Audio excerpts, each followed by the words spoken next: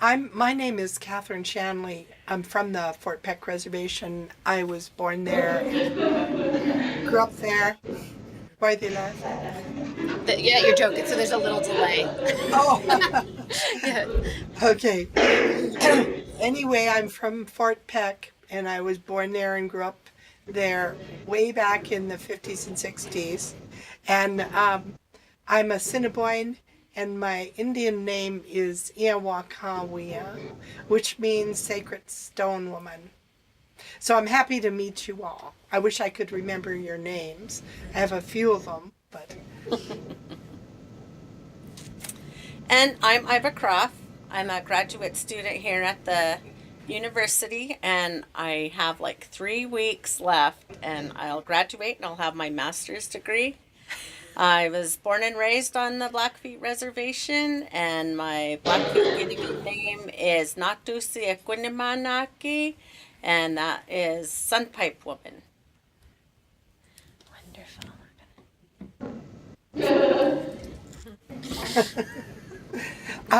I wanted to introduce you a little bit to my family.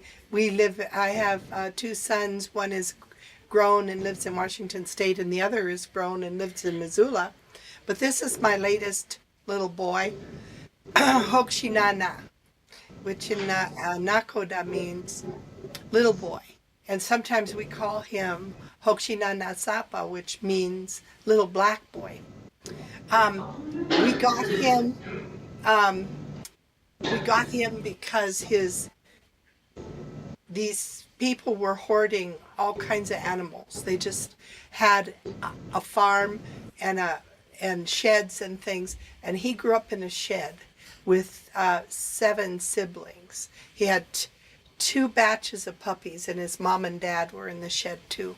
And so the Humane Society took him away, and of his mama and his papa and his 7 siblings, he was the last one to get adopted. And I came and saw him, and I just knew he was the dog of my dreams. So I brought him home. Do any of you have dogs? Yeah. What are their names?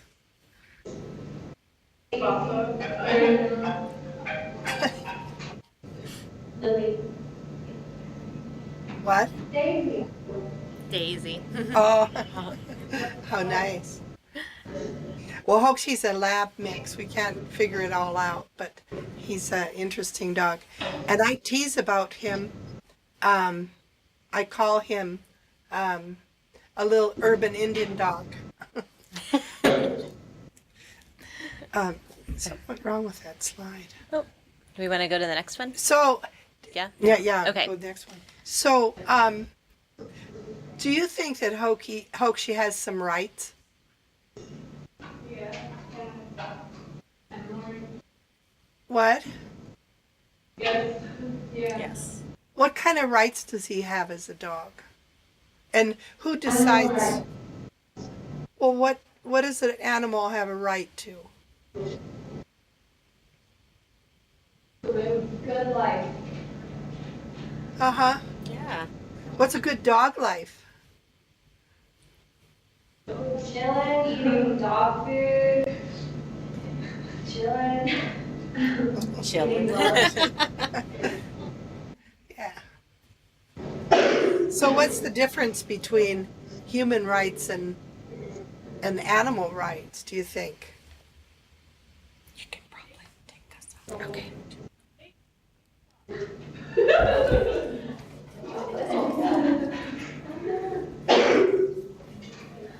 Is that a question that catches you off guard, or have you thought of that before?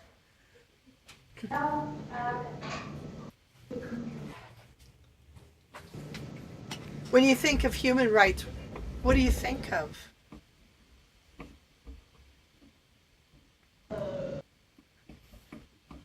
Equality. Good answer. Yeah, great. Freedom. Yeah. Well, what about indigenous? What? Oh, I said basic well-being. Uh-huh. Food, shelter, that kind of thing. Healthcare, maybe. Education. Yeah. the right to reproduce? Did you ever think of that? Yeah. Yeah. You have a right. People have a right to reproduce themselves. Like, like, let's say, for Indigenous people, there's been a question about who controls their rights. Do they have a right to control their own communities, for example? That's kind of a question we're going to take up today, and how that works. There we go. Sorry. I bet you've never heard of a papal bull, have you? You would imagine it's an animal, right? You think it's an animal? It's actually not. It's one of those things like at the bottom of the PowerPoint. It's a seal. And back in the day when they had, the main way of communicating was through documents like letters and charters and things like that. To make sure it was authentic, they had, every person or people had their own seals, and they were called bull. A papal bull would be papal is the adjective for pope. So it was, you know, the pope, right? Yeah, Catholic Church. So when the pope wrote a decree or a letter and said, this is the way things are according to God, because he speaks for God, he would have to put his papal seal on that. And so he wrote the popes wrote 2 documents. Can we go forward? Yeah. I'll see if it ruined this slide. One was the law that took place in 1452, and the other one was 1493. And in those laws, there were people who were traveling around the world. You can tell by the 1493 that Columbus had already come to North America. So what the papal bulls did was they declared Indigenous people fully human, and that they were capable of being Christianized, but it also legalized their enslavement. It legalized the taking of their land, for example. But before they took their land, they had to offer them the gospel. But one of the problems was, can you imagine? Imagine you're from Europe and you pull up on the shore in, let's say, down by Florida or something. And you're trying to tell these people about Christianity. What's the biggest problem you've got? Language, communication. Yeah. Right. So you can't learn a language right in 10 minutes, but that's what they tried to do. Now you see these 2 pictures. Here on the left is Columbus. It's a depiction of Columbus claiming the land in the name of the Catholic Church. And then on the right, he's encountering Indigenous people, and he's starting the process of some kind of communication. So from there, all kinds of explorers and people from Europe came, but the Pope had said you have the doctrine of discovery meant you have the right to take those lands and those resources. Once you offer Christianity to the Indigenous people, and so you can move across the continent that way. So you see how varied the Indigenous people were just in what we today call the United States. So when we talk about the doctrine of discovery, it was one of the ways that the Europeans were able to justify their coming to the North American continent and basically asserting their authority over the indigenous people.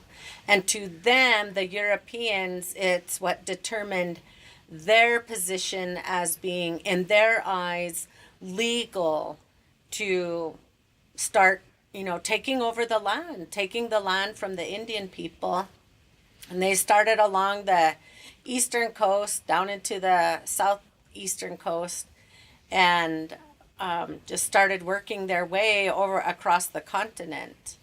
And so with that, they brought with them various diseases, because you have to think about the fact that Indian people didn't have pigs here on this continent, and it was a really curious situation for them when they saw the people coming on the boats and coming ashore with their pigs and their other animals. And it was even more curious to them that they actually slept with them. And so the Europeans had a natural resistance already built up to their whatever types of diseases that were associated with their animals. And so that's how they were able to decimate, if you will, a lot of the native cultures. And that was basically through disease first and foremost of disease.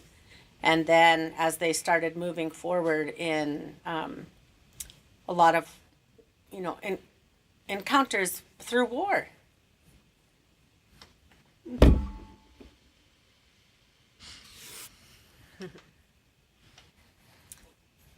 So then, did you want to disappear? Sure. There we go.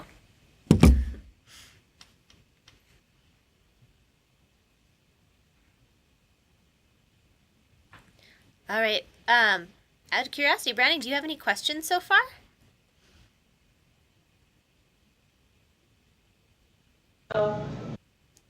Nope. Okay. And I grew up in Poplar, Montana, and the name of our basketball team, or our sports teams, is the Poplar Indians. So we just thought it'd be kind of fun to talk for a minute about how the image of Indians and Native peoples has carried across the centuries. So one of the things that, and you're probably all on Facebook involved with social media, and we've had a heightened sense of awareness that's gone across the United States and probably across the world, if you will, regarding the negative stereotypes with certain sports mascots. And, this is from the Cleveland Indians, the image that you'll see on your right, I believe. You may see it on your left. And so what if the shoe was on the other foot? How would non-Indians feel about, say, Indian people walking around with a particular sports image on their shirt or their hoodie or their cap that showed the invaders, and a pilgrim image with his big cheesy smile?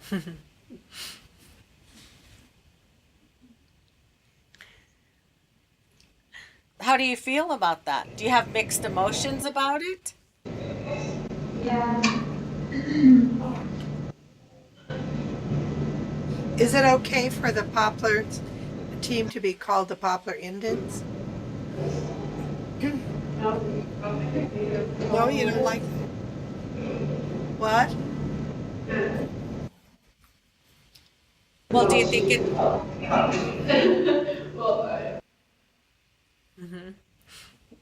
Do you think it's okay for Browning to be called the Browning Indians?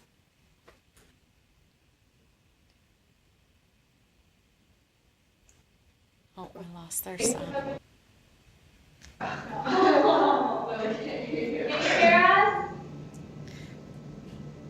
Can't hear you. Yeah, we can hear you now. Yeah. Now we can. Yeah. We just have to. I used to have this teacher in middle school who hates the word Indian. He made a big deal about how he hated that word. We hate it. Really? Oh, okay. So there's like called Indians, but there's a lot of people who are offended by the word Indian because like that's what white people label us. Indian, Yeah. we call us Native American. Uh-huh. Yeah. So you don't view it as self-identification, just, food for thought. I don't really, some people say it's a way of self-identifying your team. It represents the majority of the people in the area where you live. So, you don't have to answer that question, but I understand what the middle school kids are talking about as well. You want to move on?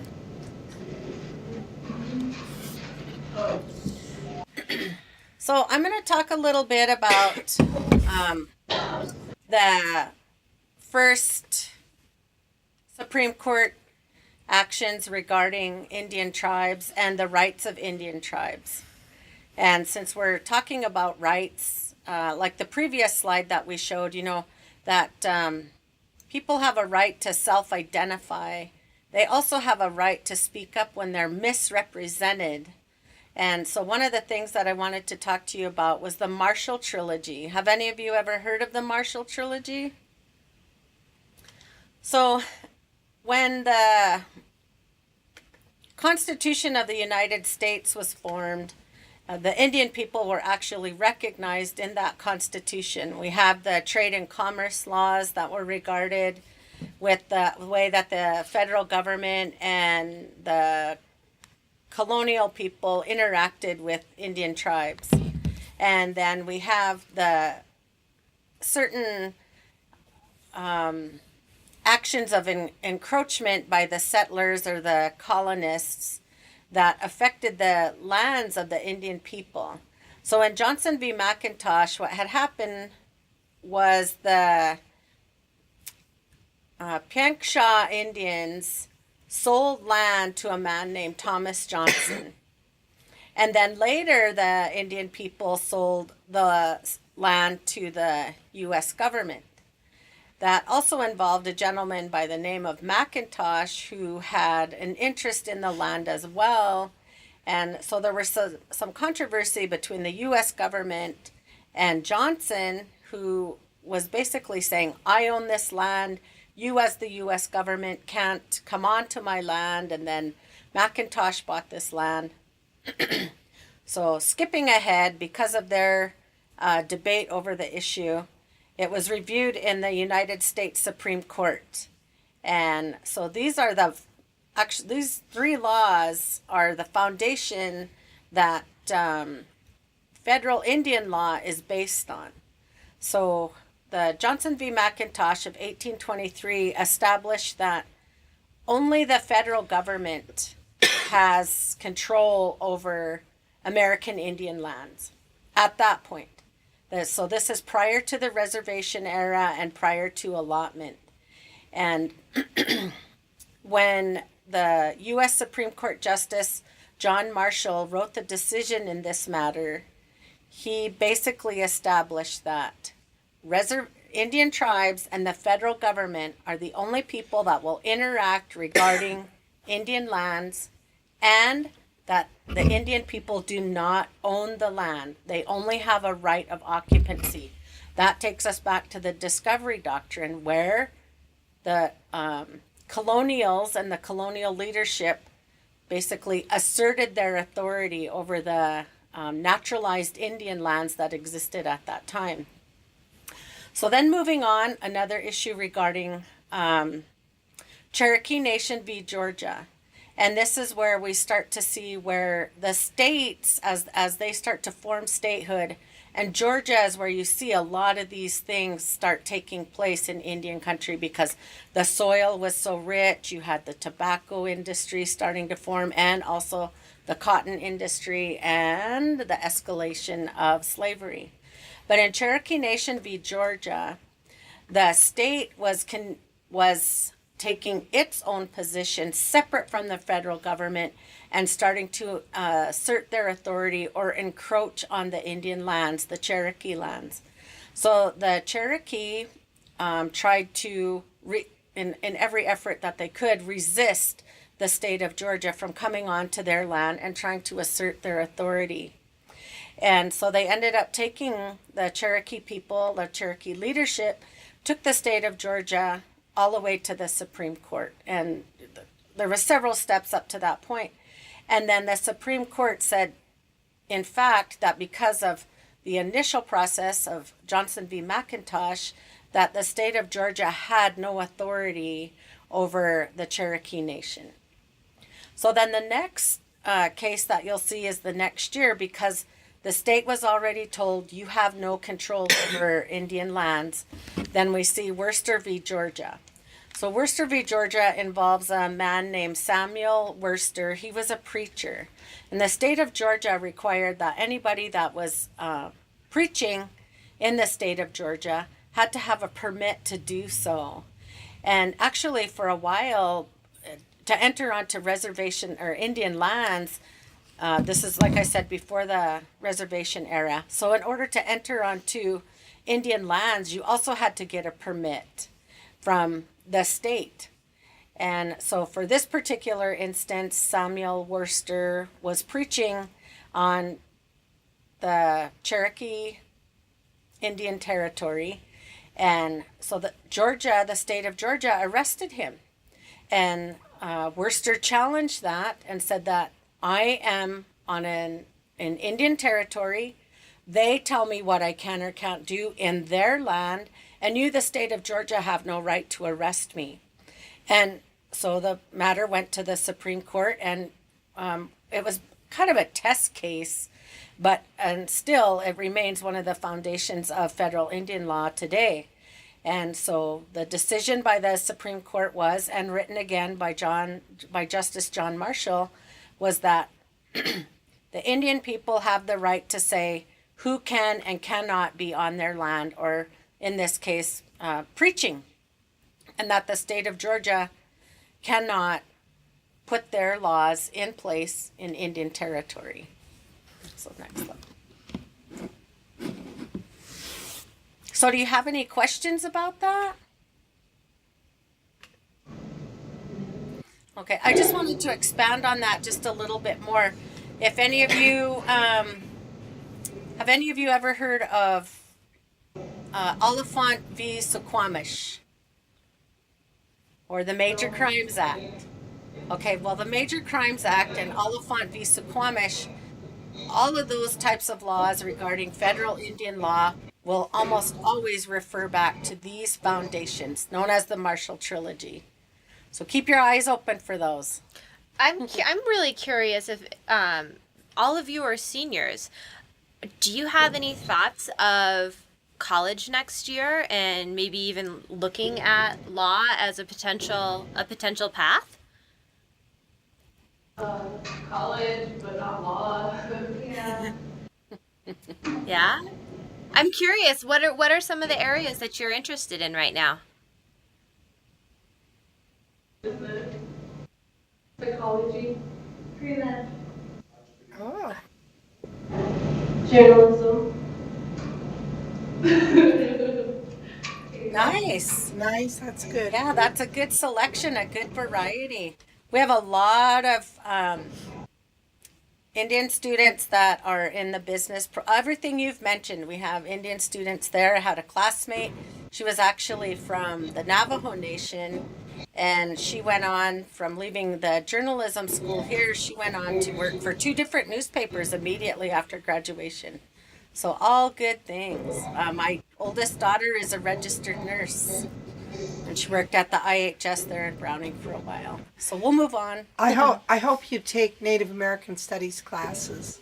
Yeah. I teach in Native American Studies, and I think that it's important to get the foundational knowledge no matter what particular field you go into. And we have some great people teaching here. So look forward to seeing you. All right.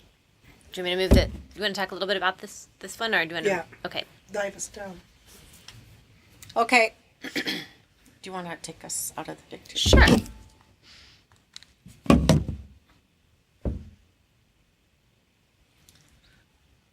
So with regards to some of the issues that I discussed earlier regarding the Marshall Trilogy, as you know, the Indian people were faced with settler colonialism, and this was one of the this is what they call the land grab, and this is where we found a lot of the settlers basically demanding that the federal government open up surplus, what they called surplus Indian lands, further into the West. And Oklahoma, the state of Oklahoma, played a big role in that. Did you have anything you wanted to add? Well, I think that you all have been to other reservations, right? Yeah. And some reservations are what they call checkerboarded, because when the Allotment Act came in 1887,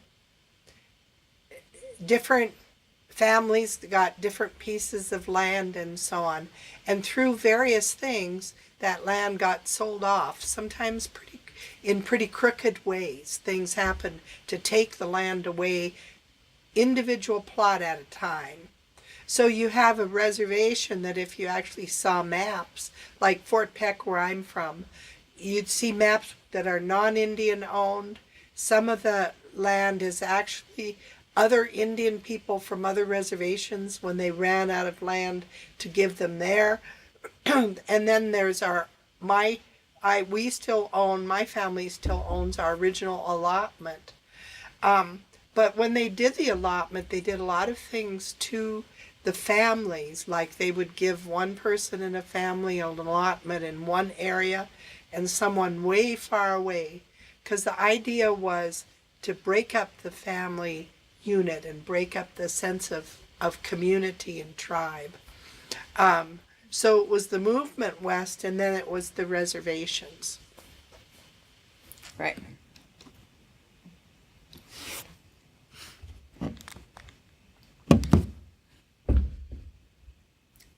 So you might recognize Shoni Schimmel. But before we go any further with that discussion, did you have any questions? I don't think oh, wait, she just asked me a question. Do you have any questions? Can you hear us? Can you hear us? Yes.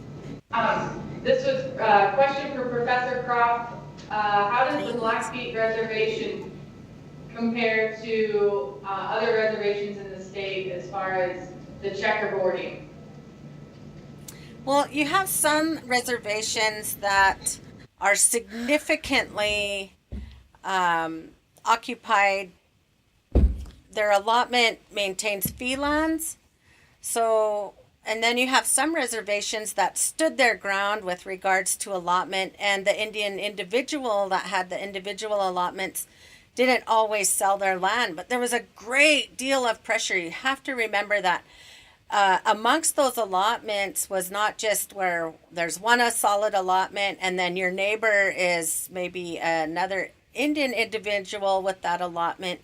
The government may have left that particular allotment open and then declared that a surplus land. So then that gave an opportunity for a homesteader, a settler, a farmer to come in. And one of the reasons that the government was committed to allowing that was because they wanted the Indian people to learn an agrarian system, to become farmers themselves.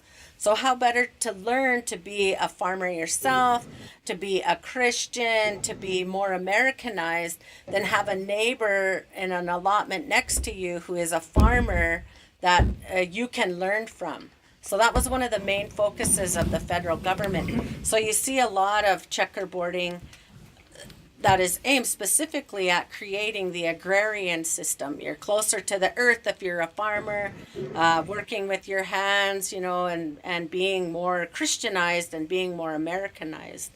Then you have reservations that were established after the reservation era. So, for instance, in Montana, Rocky Boy, they have no allotments. They weren't established under the regular allotted reservation system. They were, in fact, established under an executive order.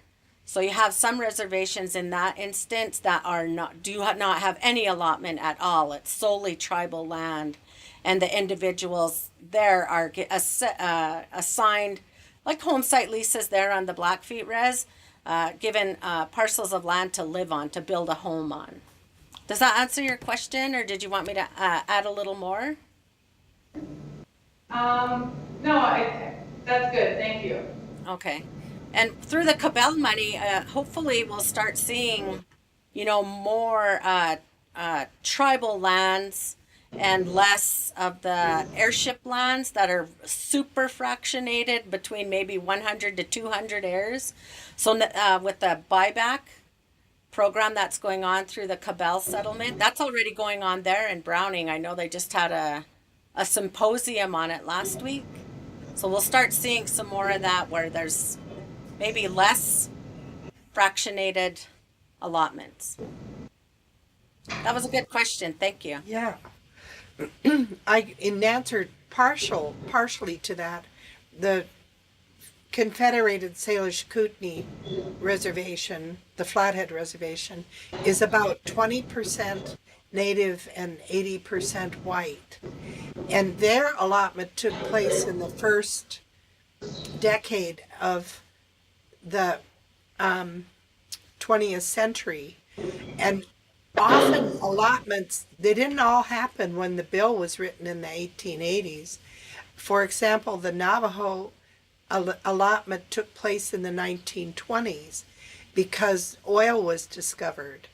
So there's the main history, and you learn the laws and the court cases, and then every individual tribe has its own history. Mm-hmm. And so it's different. Fort Peck is probably 50% allotted.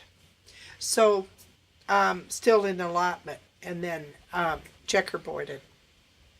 But I'm so sorry we can't just talk about every single thing there is in Indian history. It's fascinating. But we just wanted to give you an idea about rights and how Indian people's rights, or Native people, or Indigenous people, whatever term you choose, how those rights exist now in the 21st century. Who's talking about our rights?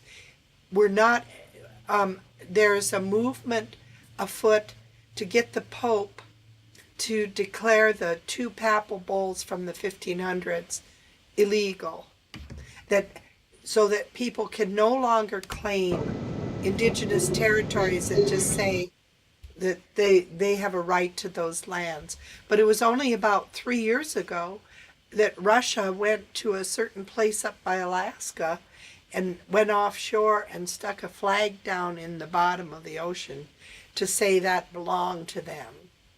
So there are still things going on around the doctrine of discovery. It is more commonly seen as what they call a legal fiction, like they made it up, but they then made it legal. But it doesn't mean that it doesn't function.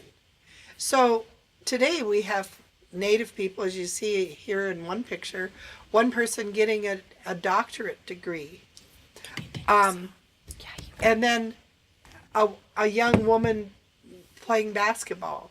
That you have the right to be something in America has been, whatever you want to be, has been extended to individuals.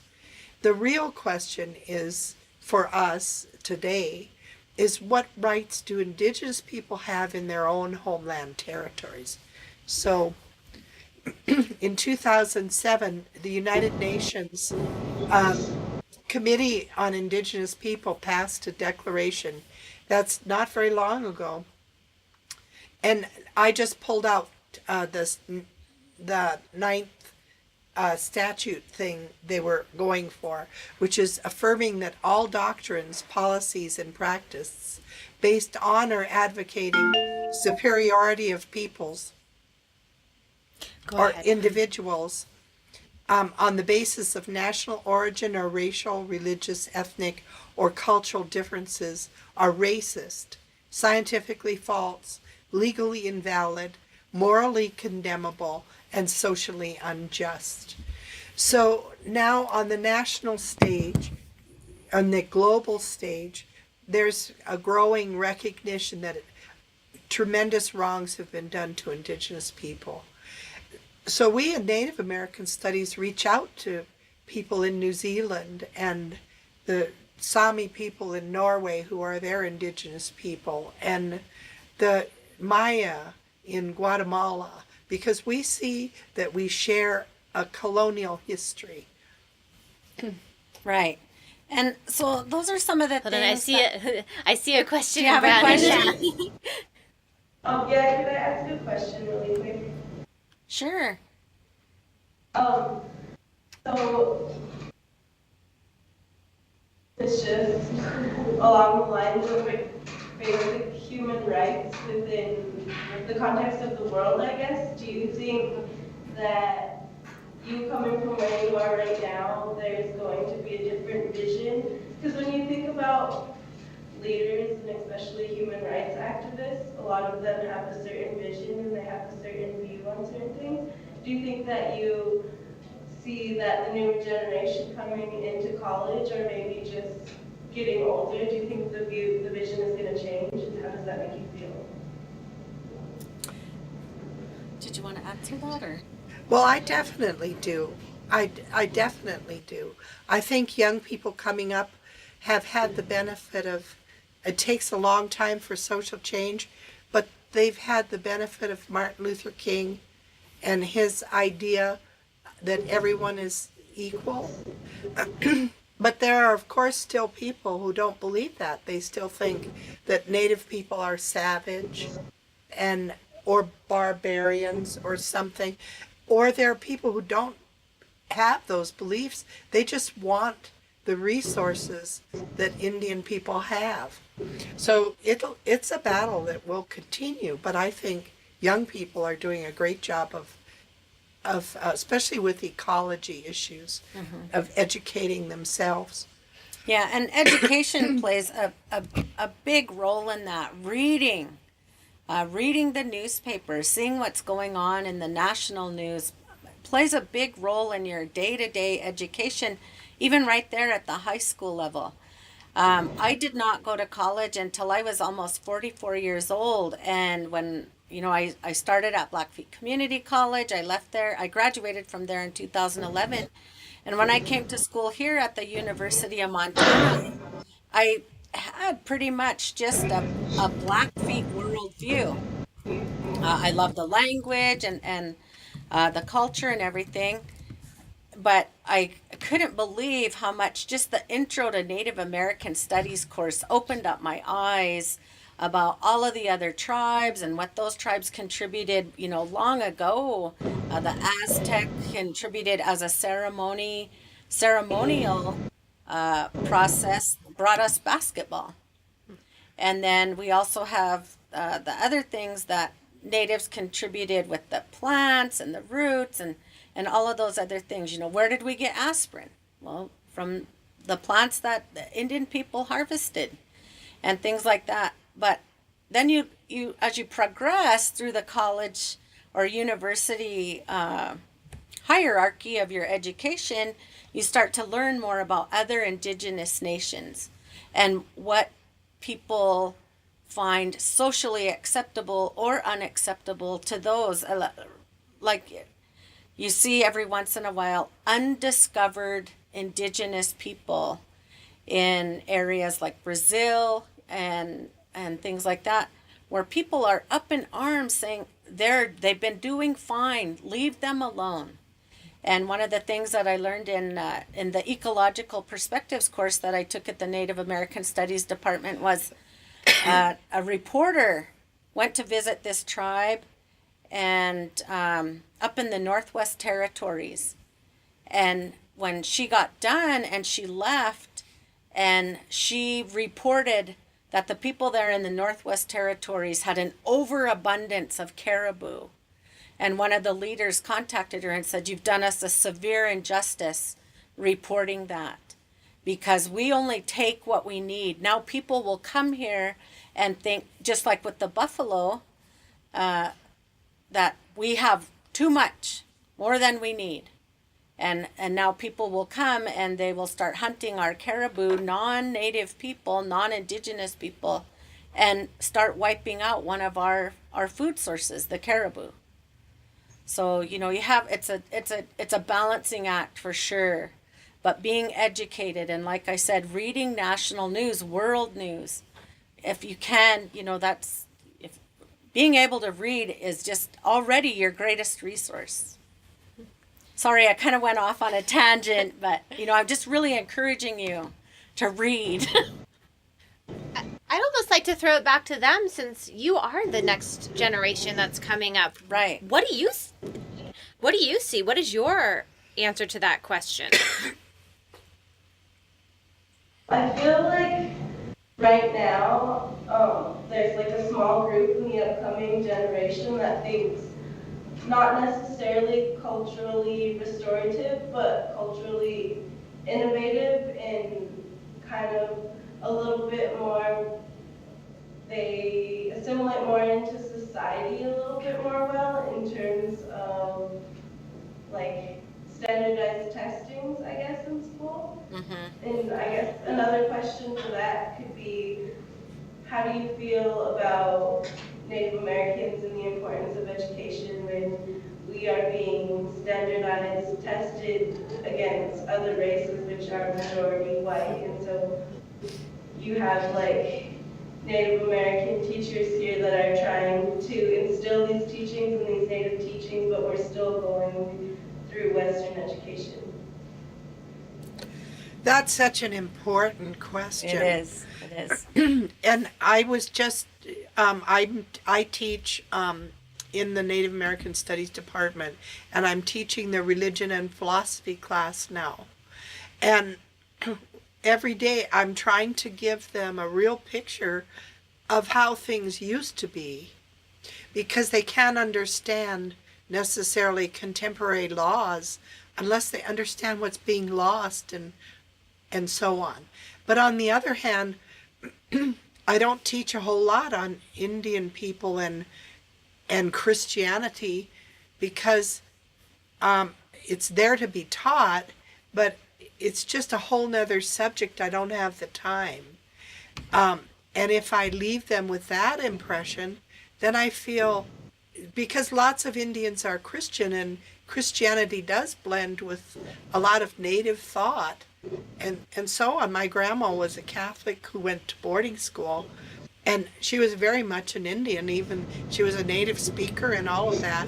So they worked together, but I don't think the mainstream culture is ready to understand how that is. There's still this idea of Indian people in the past. So young people have the social media piece going for them.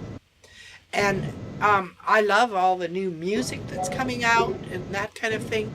But dismantling the education system is going to take a real effort. Immersion schools are an effort in that direction, but you know that they don't comprise a majority of the teaching. So it's an issue. And then I might also add, So go ahead. Sorry. I was going to say, so would you guys say that you are pro-immersion schools or pro for like alternative education? Yes. I appreciate the immersion schools greatly, but on your question of the standardized tests, I think students are over tested as far as that regard. And you know, I think that the teachers are there. Let the teachers teach.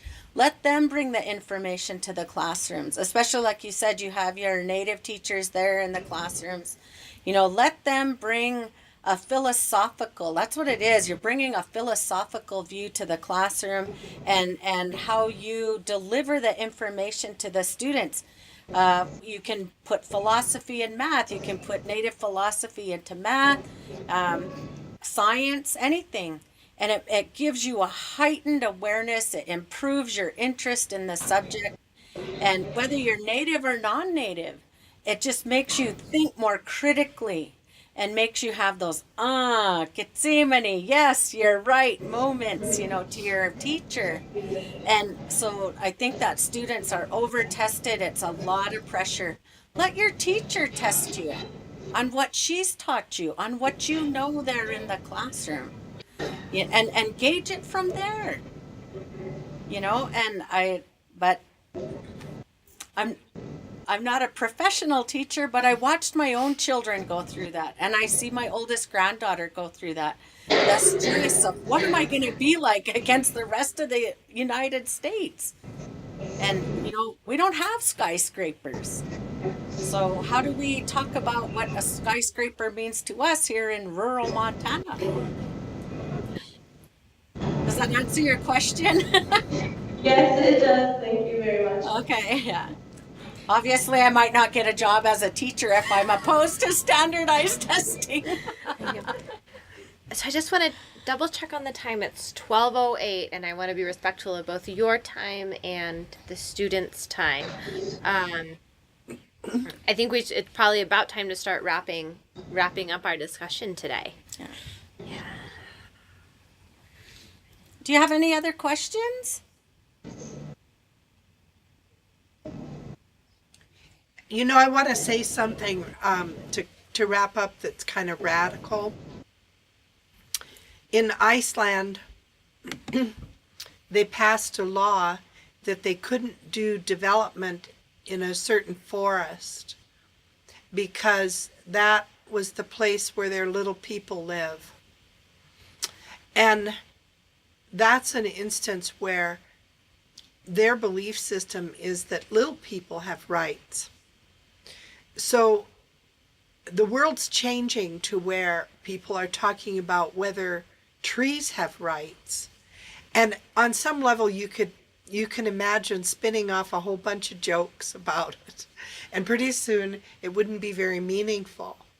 But I think what's happening when people are having these conversations is that people are trying to figure out ways to live on the globe without burning us all up.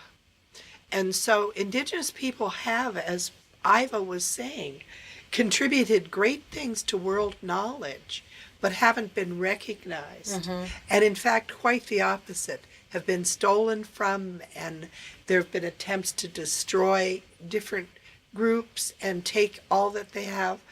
And a lot of that is going on. But it's important to understand it in that large context of the way the conversation's changing in the world, the way social media is opening up pieces of the world so other people can look in, and they can't do the same atrocities necessarily without being seen. So that was my closing thought. Yeah. And I just want to thank you all for participating in this. I want to thank you all for staying in school. You're seniors. Thank you. And you're going to be graduating soon. And that's just great. It makes me feel really good. And I can tell that just addressing you today that, we're gonna benefit from your graduating and your desire to go on to higher educational pursuits. So thank you. Thank you. Thank you. Bye-bye. Goodbye, everybody. Thank you so much.